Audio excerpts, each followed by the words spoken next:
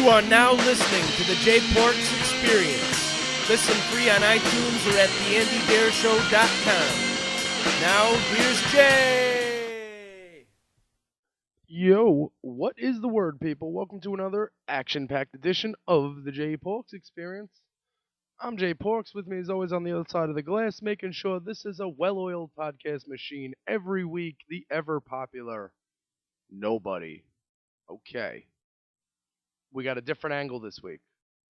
Usually, because you care so much, I'm going to share this with you. Usually, I wake up Tuesday morning and I record the pod of the cast. That didn't happen this morning because of drama-rama. But on Tuesdays, I get out of work at 10. I just walked in my house. I noticed everyone's asleep. So I thought, ain't nothing going to stop the midnight podcaster. Why not? At least now I'm awake. So, alright. I mean, things happened. Things didn't happen. But I just want to start with, and you guys are going to hate me. And, you know, I really, to be honest, don't care that much. I've been bummed out for a year. An entire year. I mean, that's how it feels. It feels like, for the past year, everything I've done has been just like, blah, we done with this yet? All that jazz. And I'm wondering, like, why? Why do I feel like this? My life isn't in a worse... I mean, listen, the downward spiral that is my life, the road didn't get steeper. It's not like things got harder. Just that things started annoying me. And you know what I thought about? When April rolled around, I was like, damn. A year ago, I was in Colorado. Yeah. It only took me 2 minutes to get to something marijuana related. But no, seriously. On April 4th last year, April 4th, excuse me. On April 1st last year, I know we're a week away, and I should have done this last week, the review of the year before, but I wanted to talk about something else. Last year, on April Fool's Day, I was on my way to the Gothic Theater in Denver to see the Meat Puppets and the Moist Boys. The Moist Boys, you know, Dean Ween, Guy Heller, Nick Olivieri, those guys. And the Meat Puppets, legendary Desert Punks, you guys know them. You guys know them well. Hanging out with those guys for two straight... The shows were 2 straight nights. I believe... Well, yeah. I flew in, and I got there on the 31st. I guess it was going to be April 1st at midnight. I got there like 11 o'clock. The next day, April 1st, what we did was we went around, went to the Gothic Theater at night. But what we did in the afternoon was something that will forever change my life. And that was we went to this place called the Hire Supplier in Inglewood. Maybe Linwood. I'll share a picture of the business card on the notes. And we went into the store and we bought marijuana. And it was just great. It was just great. You know, I was with a group of people who they were able to call somebody a grower so we can buy it illegally, but I wanted to do the tourist thing and go to the weed store. And I did. And it was fabulous. And I got OG Death Door, and I'm going to keep telling you about that. It's to the point now where I don't even think I share things on Facebook and people see them. And good. I mean, as much as I want you to see my stuff, everybody knows what I'm about. Every single person who knows me, who has ever had a 5-minute conversation with me, can pretty much tell what I'm about, what I don't give a shit about, what I do give a shit about, and what is cool to talk to me about. There's like 5 things you can have a conversation with me about that I might be paying attention to. Drugs, music, legalization of drugs that I want to buy, like flowers, boobs, and I think it's just 4, and the podcast is 5. Okay, there's 5. There's 5 things I care about. We combined 4 of them, 3 of them in 4 nights, 4 days, 3 nights in Denver, Colorado. In Colorado. First night was Denver. I'm gonna share these reviews because they're just so. The thing about when I get to see the Meat Puppets is not only that it's awesome, it's not only that my ears are fucking blessed with sultry tunes that your favorite band couldn't think of in their sleep. It's not only about that. I mean, that's awesome. It's awesome to be drenched in awesome music. It's incredible. But when you combine it with the fact that I usually get to use a bitchin' camera borrowed from my buddy Linda Kite, and when you get to combine that with, I get to be anywhere. I can get on the stage if I want and take pictures. And these pictures are always awesome. But none better than this Moist Boys Meat Puppets from the Gothic Theater in Denver on the 1st. And I'll tell you, it was crazy. Meat Puppets opened, Moist Boys headlined.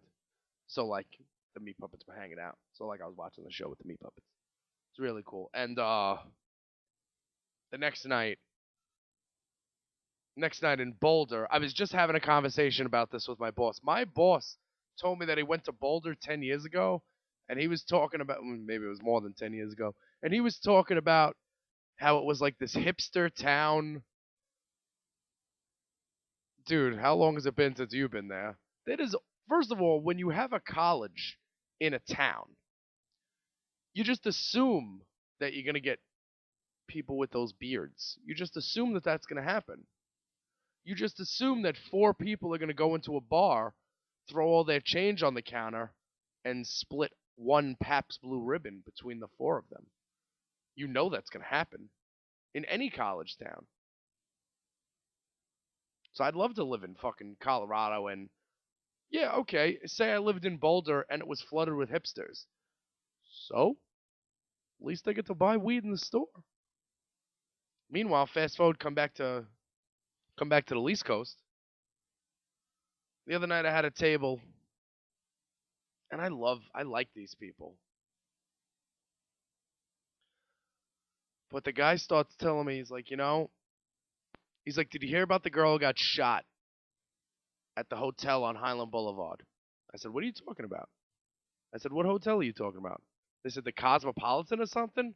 Now, in the back of my mind, I thought, oh fuck. And I'll tell you in a little couple of minutes why. I'm like, what happened? Being all pretending to care while they eat their pasta. He says, probably drugs. You think? It's a hotel that rents, the Cosmopolitan's a hotel that rents by the hour.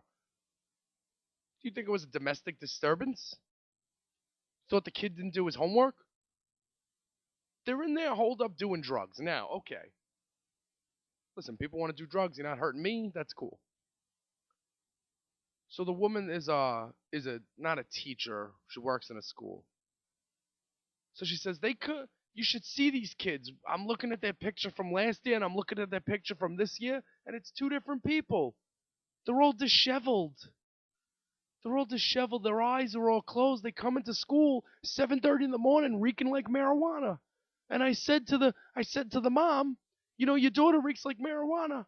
And she said, well, it's just pot. A lot of things going on. Now, I'm going to address the things I could handle here.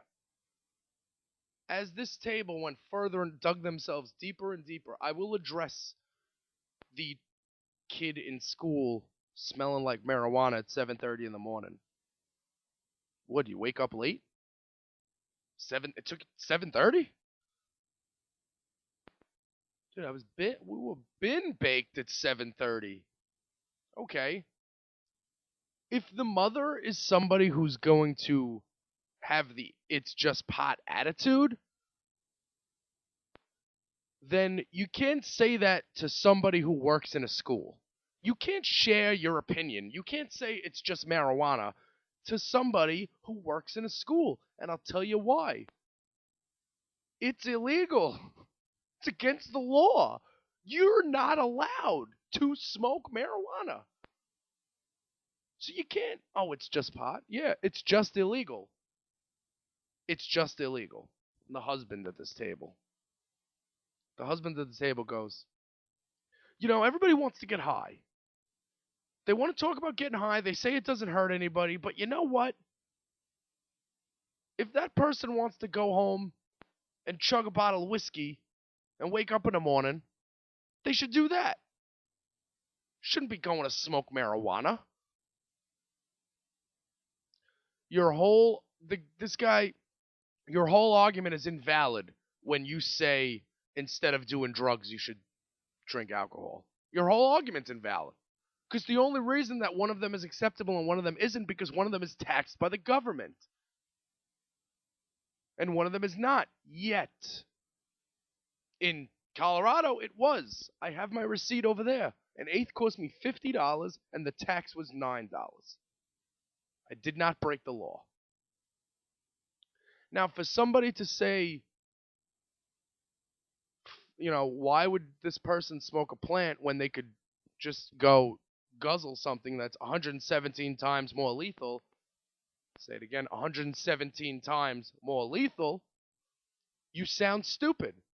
Now, he starts telling me about he worked with somebody in the 70s. And he said that this person used to, by lunchtime, get agitated. And he used to tell him, listen, go on the roof, go smoke your joint or whatever, and come back. And he'd come back all happy and calm. And I'm staring at this guy, and I'm waiting for, the problem. What's the big deal? Did he hurt anybody while he smoked that marijuana? Out of all this marijuana bashing, I didn't hear anything bad happen from it. Now, in this pro-legalization day and age, in the day and age where people like me want to see plants sold in stores, I got to tell you, I know I smoked pot when I was 15 years old. I understand that. Times have changed. I don't want those kids. I don't want kids smoking pot. I'm not going to say it's just pot. Because if pot was legal, it wouldn't be legal for people under 18 to do. It's a slippery slope. And I'm sorry that, if weed was to be legal, I'm sorry that there would be a crackdown on high school kids getting high. But I can't be concerned with that as an adult right now. I can't be concerned with that as somebody who's about to be 30 years old and is breaking the law every single day. I can't think to myself, oh, but when I was a kid, I used to smoke pot, so I think that that's fine. No, because I first smoked weed when I was 9. That's not at all cool. Now, I think that when kids get older, they should have the choice to, decide what they want to do. And I think that if a kid grows up and his mom smokes weed, I think if a kid sees his mom take a hit of a bowl every day, I think that kid is never going to smoke weed. Because nobody wants to be like their parents. Nobody. No matter how cool your parents are. Listen, my dad is cool. I don't want to be like him. My dad is awesome. Like my best friend in the world. I would not want to trade my life for his. I wouldn't want to do it.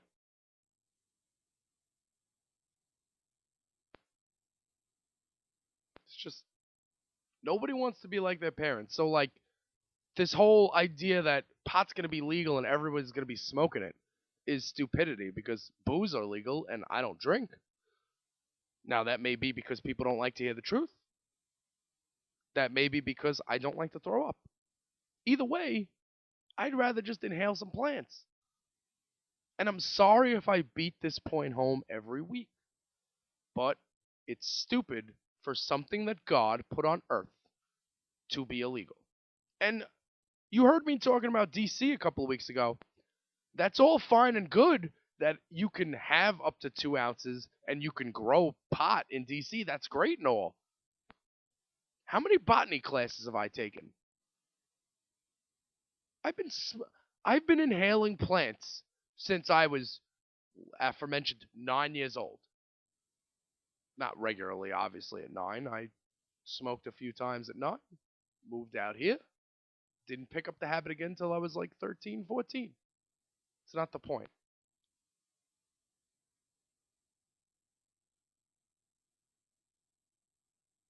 The point is that I've been breaking the law for years. In DC, you can grow it. I can't grow it. What am I? I'm gonna grow a plant myself? How? How am I gonna do that? How many classes have I taken in botany and I can't even think of the fucking what's the name of planting? I thought there'd be a simpler word for it. It's botany. When I first got on Pandora, I was friends with this girl who was in some punk band, and she said that she was majoring in botany so she can grow pot. And I thought that was the coolest fucking thing in the world. And actually, in How High, if you've ever seen the movie How High, that's what Red and Meth are doing. You know, that movie's great if you overlook the fact that that could never happen. You ever see a really good movie and the movie is really great, but there's like one big flaw and it's like, yeah, if that could actually happen, that would be awesome. Like, you ever seen Swordfish? Okay, if you haven't seen Swordfish, sit down and watch that movie. And when you're done watching that movie, you're going to tell me how awesome that movie is. Except for the fact that that plot could never happen in the history of anything. Same thing with How High. Spoiler alert, if you haven't seen it, and if you haven't seen it, they're meeting with producers now to get a How High 2 going, so you need to check that out. Basically, this guy's friend dies, and he puts his ashes in the planter or something, and they grow weed from his ashes are in the weed, and somehow he gives the spirit of their friend gives them the answers to I can't even keep a straight face while saying it. And I'll tell you a story. High school, I was dating my high school sweetheart Jen.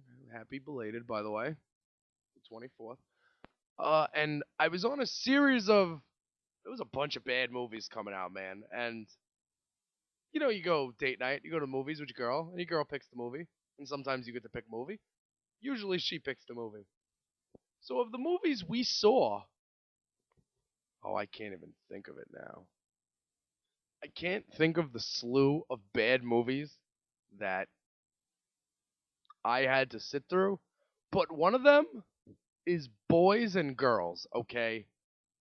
Freddie Prinze Jr., that movie was fucking terrible, okay? Now there was a bunch of, you know what? It was there was a scary movie was coming out, so we saw a bunch of those. Okay. So then one day I got to pick a movie, and it was finally my turn, and we went to the United Artists Theater. It was Victory Boulevard and Gulf Avenue. I want to say it's in Staten Island. There's a movie theater within walking distance of my house, but it totally sucks. And we used to. That's the one. That's the movie theater you vandalize and you try to get into for free. This one is not even there anymore. There's a gym there now. But we went to see How High, and I'll never forget it. It was like a week or two after it was out. The movie theater was empty, not reflecting of this movie. Just it was empty because it was like 11 o'clock. It was no one seeing How High right now. It's a dead movie theater, dead shopping center. So I rolled up a blunt that is the size, and I'm not even lying, like this microphone that I'm holding in my hand, it was a fucking Godfather. It was one of those you don't. Alright. For those who are in the blunt trade, for those of you who roll blunts, you know when you take a Dutch, you take the leaf off, and you cut it down the middle, and then you rewrap it? I just emptied out the Dutch. I emptied it out, left it rolled up, emptied out the tobacco, filled it with pot. My girl didn't even, she kind of smoked. She didn't really smoke. I took that to the face. To the face. This had to be like 4 grams of pot that I smoked. To the face. Sat down and watched this stupid ass fucking movie. I've never seen a dumber movie in my life. I was so mad. She enjoyed it more than I did. And I would get made fun of every time we went to the movie. You want to pick another movie? You can pick the movie. Damn. I sucked back then. Well, I suck now, but I sucked back then even more. I think we saw Dogma in the theaters. Did we see Dogma? That's another good one. Well, that's the only good one. Quick note before I break and go to the headlines and stuff, since I'm talking about pot still.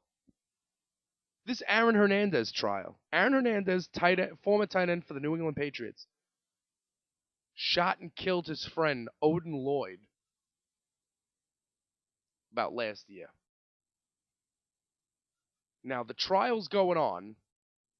First of all, they can't find the gun. And usually, here's the thing, when you get the guy that killed the person, usually you're kind of, you know he's going to jail. With Aaron Hernandez, there is no surefire bet that he's going to jail. They already had to have a juror removed from the jury because they, quote, had knowledge of the case that was not revealed to the public. So Aaron Hernandez, former tight end of the New England Patriots, has the power to place jurors on the jury to skew the verdict in his favor. What? Okay. So they still can't find the gun. His wife admits that, the box with that had the gun smelled like marijuana. So this guy gets on the stand, a person that, and I swear I'm not lying, that Aaron Hernandez shot in the face last year. Yes, he shot this guy in the face. This guy is alive, and he's on the stand. He's on the stand talking, saying he saw Aaron Hernandez with a Glock. How do you sit in a courtroom and say, yeah, so what makes you think that Aaron Hernandez killed this guy? Well, he shot me in the face. Damn.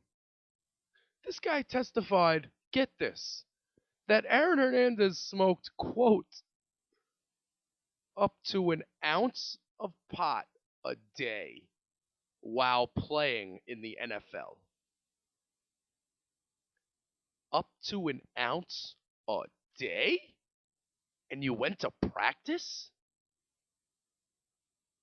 How do you even? And this is illegal? This guy was a Pro Bowler. This guy wasn't like a run-of-the-mill player. This guy was a Pro Bowler. This guy was... Gronkowski was hurt. Aaron Hernandez was a beast. The guy he shot in the face used to sell him up to an ounce of pot a day that he used to smoke. That's Snoop Dogg numbers. I don't smoke that in a week. I mean, I might have mentioned that last week, but it's boggling my mind how Aaron Hernandez can smoke up to an ounce. He can smoke an ounce of pot a day and play in the NFL. Yet I can't smoke pot because I might be happy. I might enjoy myself. Headlines. Back after this. Hey everybody, this is Andy from the Andy Dare Show, just thanking you for checking out the Jay Porks Experience. If you want to learn more about Jay, follow him on Twitter at JayPorks. Follow him on Instagram at JayPorks. JayPorks.com for the podcast, articles, pictures, you name it. There's a running theme here. It's Jay Porks. So for 2015, if you want to support the Dare Podcast Network, all you got to do is go to theandydareshow.com and click on the Amazon banner, and you will be tipping your cap to the Jay Porks Experience and all the fine broadcasting here at Dare Network. Thanks for listening, and back to the Jay Porks Experience. And we are back. Before I get into headlines, there's one other headline I wanted to get into. The feds are demanding that Reddit identify users of a dark web drug forum. Over the last year, Reddit's Darknet Markets discussion forum has grown into one of the central fixtures of the online drug scene. At any given moment, hundreds of Redditors are browsing Reddit.com, the thread Darknet Markets, many brazenly discussing anonymous online sales on the open internet. Now the feds have noticed, and they're telling Reddit to cough up a few of those users' real-world identities. Let me stop you right there. Anyone who's made it to Reddit there's so many layers. If you're on a message board, if you're on Reddit, and you are talking about buying drugs, the chances are you didn't use your actual email address, the email address with your name in it, to do that. And if you did do that, you are completely retarded. I don't even get this. You buy the drugs with Bitcoin, and what do I download a torrent? This is why I just want my damn plants to be illegal. To be legal. I just want my damn plants to be legal, so I cannot see this drug forum. I'm included in this. I wasn't doing any of it. I wasn't shopping, but let's just say I was. Let's just say no one came through. I mean, it's kind of a far cry. Nobody would actually order pot online, but if you do, don't do it on Reddit. And guys, Bitcoin is only for buying drugs. You don't need Bitcoin unless you're a fucking heroin addict. True story. Headlines every week are powered by Antiquiet. Desperacios. I can't pronounce. It's like Desperados, but it ends in ratios. Anyway, they've got a new album. I will share the link. Also, we've got new music from Kendrick Lamar, King Kunta. King Kunta. All right, we've got a recap of Lollapalooza, Brazil. Fernando on that. Modest Mouse return, not as strangely as you might fear. Death Valley Girls are back with a brand new track called Summertime. And I shared you guys the Cantabats Anti-Quiet session, right? Shit's awesome. Also happening in the headlines you guys ready for something weird? Remember Dave Brockie died? Lead singer of Gwar? Well, Gwar is being sued for stealing Dave Brockie's ashes. The band denies taking personal items and not fully paying Dave Brockie for the final tour amid lawsuit from Brockie's father. Wow. In a case of rock and roll weirdness that could surpass Phil Kaufman's daring theft and cremation of Graham Parsons' body in the Joshua Tree Desert, the father of the late Gwar frontman Dave Brockie is suing the band for allegedly holding on to his son's musical equipment, artwork, and ashes, NBC News reports. William Brockie, father of David, is hoping to retrieve his son's remains and is also seeking $1 million in compensatory damages, plus punitive damages, for a supposed breach of contract and the unauthorized use of Brockie's image, Brocky, who performed under the stage name Odorous Urungus, died of a heroin overdose in March 2014.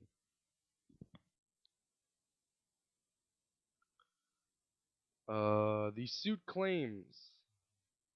The suit accuses Guar of, quote, trying to capitalize on the death of Dave Brocky and claims the band's manager, Jack Flanagan, allegedly signed phony documents allowing Guar to use the late Brocky's name and likeness for merchandising. Jesus Christ. I can't believe it. How can something start playing? This is what I can't see. If your website starts playing audio without me okaying you to play the audio, fucking die. Die. That is the grossest thing in the fucking world. So sick of it. You know, I gotta tell you, everybody is on the internet. Everybody's got all these websites. They got all these ads. Everybody's making money but me. I find that weird. That you're all counting your money. Everybody's counting their stacks. Besides Jay Parks. Jay Parks sitting here poor. Jay poor. Fuck out of here. Alright. Trying to capitalize on the death of Dave Brocky. The suit also accuses Guar of not fully paying Brocky's estate for the frontman's final tour last winter. Well, he didn't tour in winter because he died in March. Among the items the elder Broccoli hopes to retrieve are his son's bass guitar, artwork, and other personal items, including a gold record. As for the frontman's ashes, Brocky claims Guar swiped and locked them away at the office of their management company, Slave Pit. Brocky was reportedly denied entrance when he tried to retrieve the ashes last May, and, per the suit, was given a, quote, small fraction of his son's ashes, which were delivered in a used plastic bag with Discover credit card logo on it. In a statement, Guar admitted they had not seen the actual lawsuit papers, but said the claims, as reported in the Richmond Alt Weekly, Style Weekly, were entirely false. We did not steal Dave Brocky's ashes or anything else that belonged to him, the band wrote. In fact, all of the items mentioned in this article, including Dave's ashes, have been available to his attorneys for weeks. At all times, and under very trying circumstances, we have acted in good faith to honor the wishes of our dear friend. Dave left no will or instructions for those final arrangements. And so what we have done the best we could to honor what we believe Dave would have wanted. Elsewhere, the band said that William Brocky did not want to be involved in making final arrangements for his son, nor did anyone in the band attempt to steal Brocky's personal items. They also said Dave, like the rest of Guar, was paid up front for his last leg of the tour, and that the papers Flanagan signed were perfectly legal. Dave Brocky was our friend, peer, coworker, and family. We want to preserve the legacy of one of the greatest singers in rock and roll history. There's no conspiracy, no bad faith, no theft, no graft, no ill will. There's a whole statement here, and I'm just gonna say this. Of all that went down after Dave Brocky was found dead and Guar, I don't listen, and again, I don't know these people personally, but it doesn't seem like that members of the band Guar would do anything purposely to fuck with the resting of their late friend. I'm hoping it was a misunderstanding, because quite honestly, yeah, I mean, they said we don't. It's not like they said we want his ashes. The gold record belongs to the father too. They were paid up front. That's what it says. I'm not even gonna make an overdose joke there about being paid up front, but they were paid up front. All right. So in the news of the weird, Dave Brocky's father is suing Guar. Faith No More. Yep. We're keeping with the headlines. Faith No More added 10 new tour dates.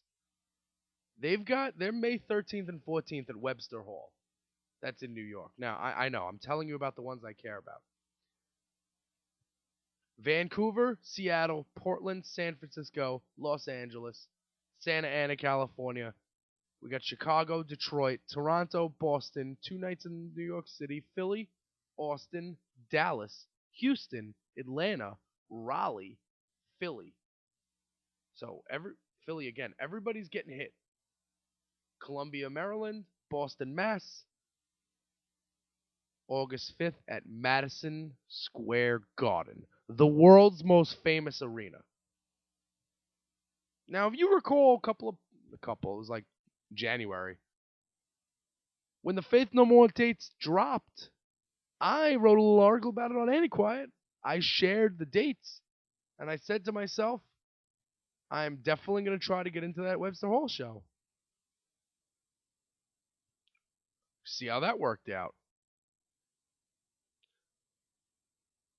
The Webster Hall shows the 13th and 14th. It's a Wednesday and a Thursday. That's pretty available for me. I work Wednesdays now. Do I?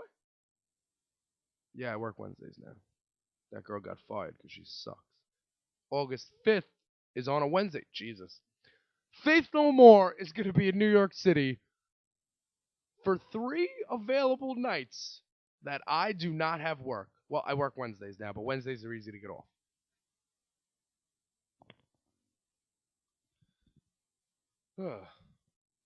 Faith No More.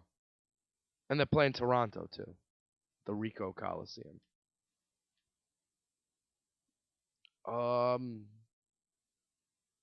Who's waiting for Twin Peaks?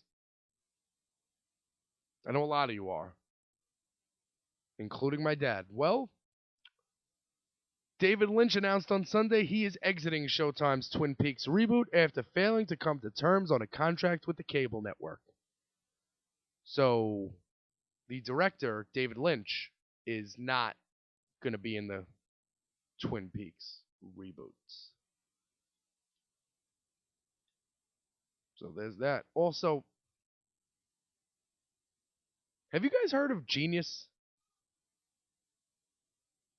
Anyway, Genius, or is it Rap Genius? I'm going to look it up right now. Genius.com. What Genius.com is basically artists. Artists are annotating. Basically, they're writing. They're telling you what was going through their mind when they wrote the song. Like, here's what this lyric means. Now, for rock and roll music, that could be a little self-explanatory, but for hip hop, this is huge. I forgot a couple of weeks ago, Rick Rubin was annotating like 100 songs on Genius. So Eminem just sat down and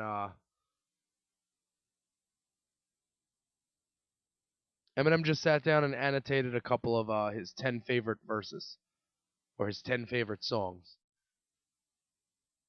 He's joined the likes of Rick Rubin, Grizzly Bear, 8-Track, and The Dream by becoming the latest Genius verified artists.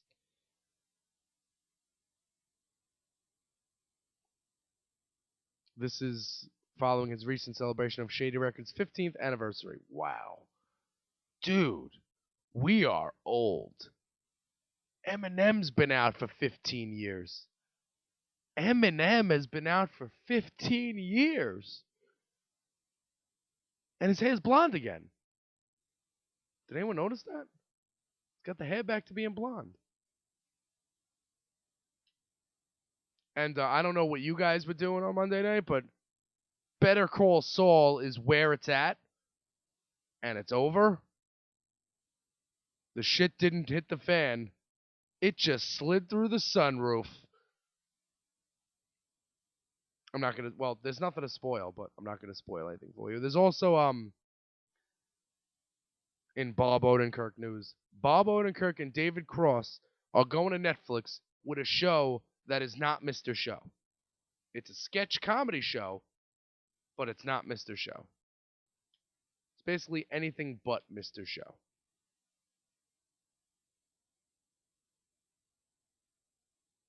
So there's that. baseball started, so everything's getting a little warmer. And this is, this is very odd. Not odd, but mountain goats. Mountain goats are a band. They are. The Mountain Goats are an indie rock band from Claremont, California. They've been rocking since 91. Okay? They just put out an album called Beat the Champ. It is about Chavo Guerrero, the wrestler. By now, the songwriter, singer, novelist, metal critic John Darnielle has written hundreds of songs. As the Mountain Goats, he's issued dozens of albums, cassettes, and 45s since he started recording music on a boombox in the early 1990s under his own name. Darnielle is responsible for the literary novel Wolf in White Van, about a paralyzed metalhead who convinces a magnificently intricate video, who conceives a magnificently intricate video game. Published to high praise in 2014, the book was one of 10 fiction finalists for the National Book Award. The Man Can Write. In his own way, Beat the Champ is richly imagined and as detailed as Wolf in White Van. It's a concept album, except instead of spinning odes to the deaf, dumb, and blind pinballer of Tommy, the record's overarching theme is the world of wrestling.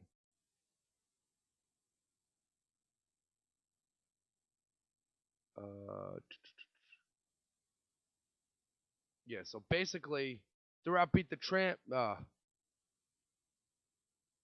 musically, the album's equally daring, touching on meditative rock, Steely Dan suggestive jazz tones, indie pop in The Legend of Chavo Guerrero, and Unmasked is a tragic balladry. Stabbed to death outside of San Juan is a memorable acoustic death march about a dressing room altercation. I gotta tell you, I gotta watch this. I have to listen to this. I mean, it's right on point with I saw WrestleMania last week. I have to listen to this. Chavo Guerrero? The Legend of Chavo Guerrero? Remember when Chavo Guerrero Jr. used to come out with the pony on a stick? Man, I can't believe WCW thought they were hanging. It's crazy. And if you go to ChristinaRocks.com, she's got the new Morrissey video for Kiss Me a Lot. And she's got Tame Impala premiered a new track from their new LP called Currents. The album is called Currents. The song is called Let It Happen. All on the notes. We're going to skip the emails this week. We were light on the emails. Are we gonna write me emails? Because you guys could. jporkspodcast@gmail.com.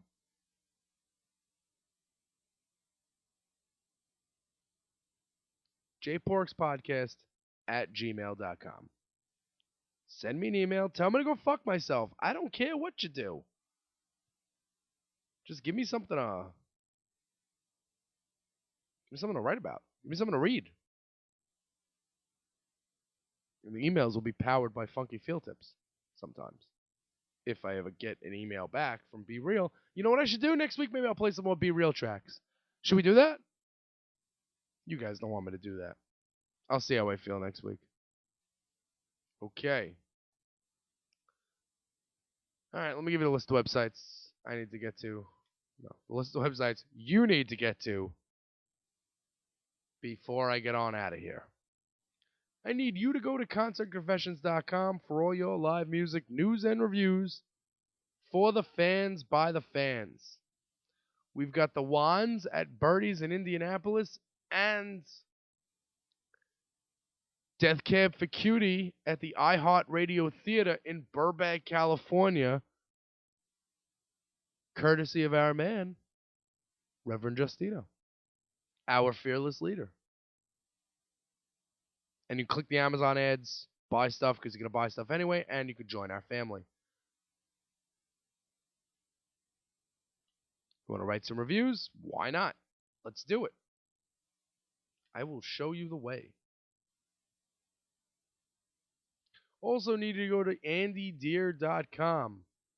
That's headquarters. That's where you'll get the Tyler Cale Show, the flagship show, the Andy Deer Show. You'll get Spin Class with Tyler and Andy. Or you'll get the smooth, sultry tones of the J Porks Experience. Whatever floats your boat, that's what we're here to do. Deer Network. Deer Network. Get at us. ChristinaRocks.com for the Time Warp. 89xradio.com every Sunday morning. 8 to noon. Kicking it old school. And of course, every week. Every single week. The headlines, they be powered by Antiquiet. Until next week, hopefully in the morning and not some weird fucking time in the middle of the night. Whiskey, weed, and Warren Zevon, folks.